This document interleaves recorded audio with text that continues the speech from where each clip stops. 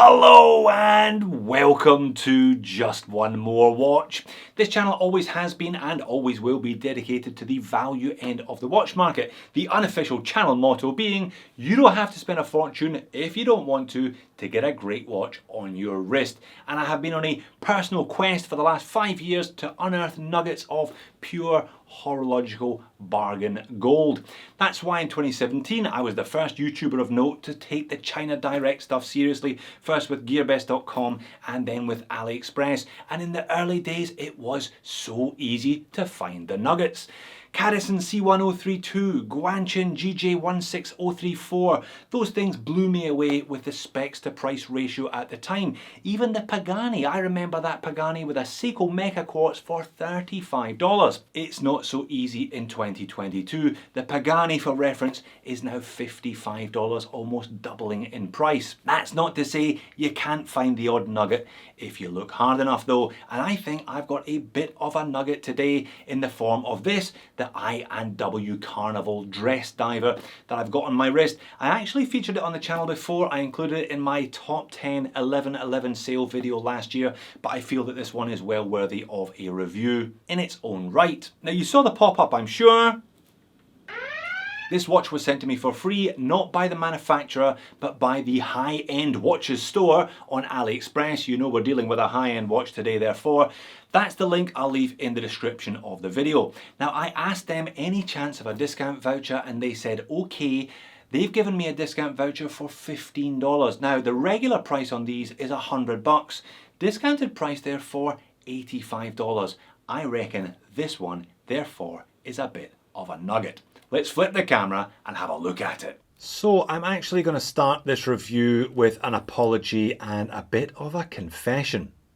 I can't find the box. I mean, it looks like this, so you're not missing an awful lot, and we don't buy watches for the boxes anyway, but it means that I can't put on any weight because I don't know where the spare links are at this stage. But that is my problem and not yours, so let's get on with it.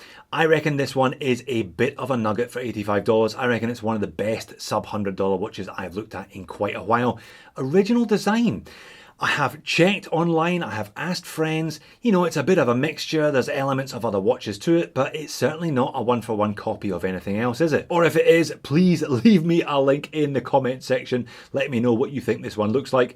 I think it looks quite attractive actually. Definitely what I would describe as a dress diver. It's got high polished links, it's got a butterfly clasp after all, and only 100 meters of water resistance, but if that suits you, if you're looking for a watch of this nature, definitely give this one a look.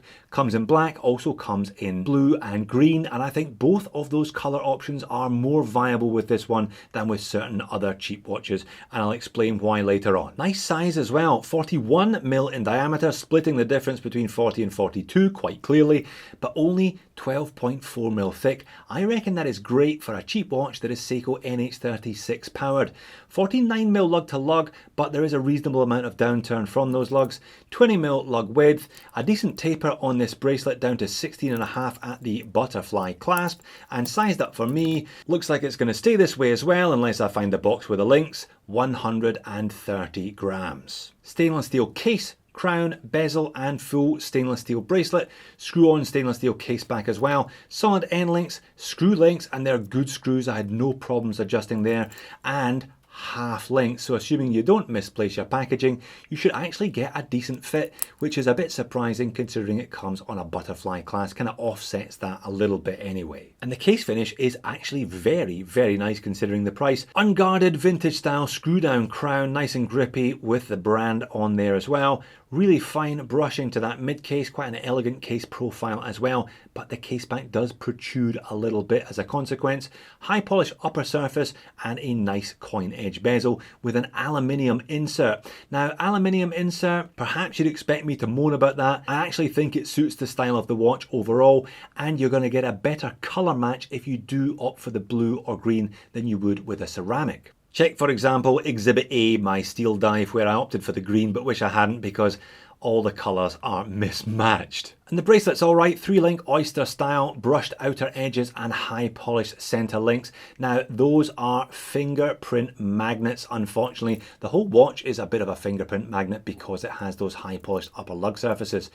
As discussed, butterfly clasp. One thing I did note though, nice little touch, the brand name is etched rather than just printed on either side of the clasp mechanism. Screw-on stainless steel case back with a picture of a shark there that really doesn't match the style of the watch, but never mind, it's on the case back. 100 meters of water resistance as advertised. Not quite sure what Swiss security is, not quite sure what the word Swiss is featuring on this watch twice. I will return to that a bit later on.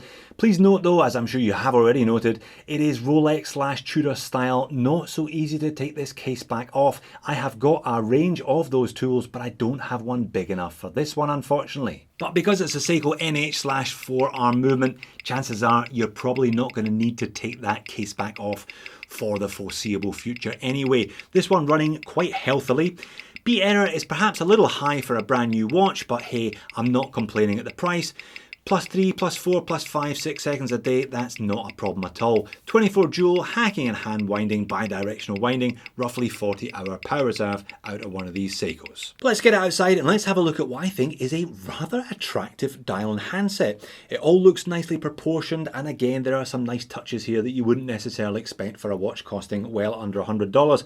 Applied indices, triangle at 12, and we have got trapezium shaped batons everywhere else. Because this one has the NH36, you get a day date complication at the 3 o'clock, and you note that little index next to the day date is actually trapezium shaped as well. Again, very nice touch. Now I&W Carnival, I will circle back to the brand name as well, printed in white above the pinion, and automatic, that dodgy word Swiss security, and 100 meters 330 feet printed beneath the pinion. There's a printed minute track around the outer edge with Arabics for the 5s and single batons for the minutes, with clear Arabics at the 10 and a pronounced lume pip at 12. And the lume pip is centered in the triangle, thank goodness. As I said, it looks like a decent insert. Overall, I think that looks really good. I mean, what do you think? I think it's well proportioned, it's a nice handset, there's a bevel down the middle of them as well.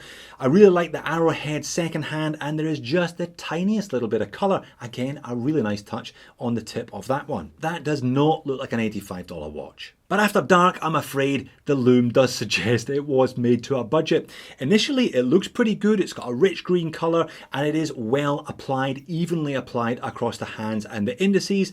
But when I turn the speed up, this one isn't going to take long. I reckon everything is pretty much gone after about 10 minutes, which I think is about 2 hours of human eye equivalent. So yeah, you do get what you pay for in terms of lume, unfortunately. That's it on wrist. It actually wears very nicely. Now at 41 it is slightly larger than your average 40, and I think it looks slightly larger. Doesn't feel any larger though because it's only 130 grams, and that is a nice slim profile. There is a bit of protrusion from the case back, but that nestles into your wrist nicely.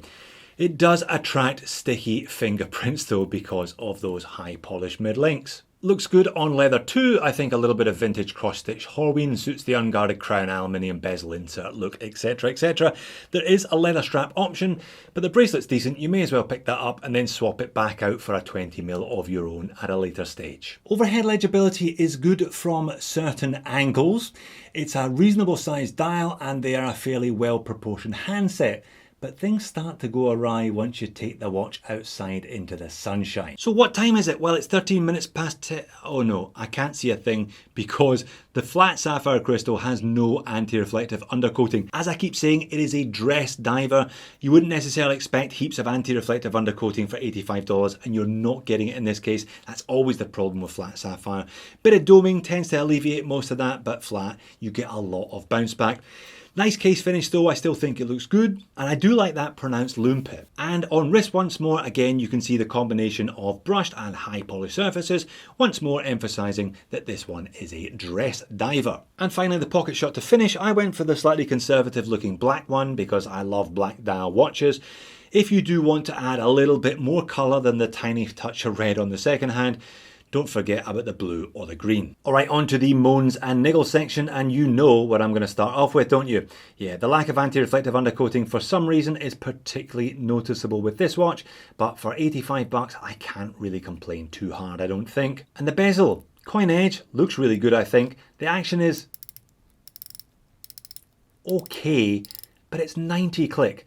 I don't know why 90 click bezels exist. Surely they should all be either 60 or 120. Again, it's a desk diver. Now, the rest of my problems revolve around brand and branding, so often the Achilles heel of these Chinese watch companies. I just don't think they quite get that right. For example, why does it say I&W Carnival on the dial, but say IW on the crown? I mean, normally I would praise the watch for having a signed crown, but not if the signed crown doesn't match the logo elsewhere on the watch. And while I'm talking about the logo on the dial, I may as well have a moan about that as well. I don't think they got the typesetting right here at all. I think is too big a gap between the ampersand and the W. It should be much more over to the right, meaning the whole logo looks a little bit wonky. It looks a little bit biased to the left rather than centrally justified. If you get really close under macro, you can see a little bit of dust on the hands, but I'm not going to moan about that too much. Why does it say Swiss on the dial though? That makes me a little bit uncomfortable. If by Swiss security they mean a Rolex style caseback, they don't need to advertise that on the dial, do they? And what is that brand name about anyway? This is from the official I&W 1986, which I assume is the year the watch company was founded website. I&W Carnival, Swiss famous brand. Now that's not famous Swiss brand, that's Swiss famous brand. Does that mean that they're famous in Switzerland? My contact at the AliExpress store said that they had factories in Switzerland, but I haven't seen any evidence of that. It seems a little bit implausible to me. If you continue reading their brand story, they talk about an American watchmaker, which again sounds slightly implausible, and I&W meaning I and world, meaning you in the world, again, slightly hokey sounding. Not for the first time when I've been discussing a Chinese brand, is it? And if it does mean I and world, what is the carnival all about? I in the world at a carnival? No idea. I suspect what is far more likely is that they were just copying the IWC logo as close as they could get. Look at the typeface, look at the I, look at the W. They are pretty much identical. Although perhaps what's going on is that they're ripping off the Daniel Wellington logo. Again, the W is almost identical on all three of those logos, and the I just looks like a D that's been lopped off. Now, my man at the store told me that I&W Carnival were one of the top 3 selling watch brands in China, outselling Seiko and Casio. Perhaps it is this stuff, this DW knockoff style, that is the mainstay of their business, rather than anything more illustrious. Which I think is a bit of a shame, because clearly they know how to make a nice looking watch, and they know how to make a nice looking watch for not a lot of money. The standard of finishing on this thing is well above the average, far nicer than your Paganis, etc, etc. It still gets a solid 8 out of 10 from me at the price, couple of tweaks here and there, and this one would be a 9. Definitely worthy of nugget status though. So there you have it. For $85, the I&W does a lot right and not a lot wrong. I reckon a definite nugget. Why don't you have a look at a couple of old videos after this one, my original reviews of the Cadison C1032 or the Guanqin GJ16034. Thanks for watching, see you soon.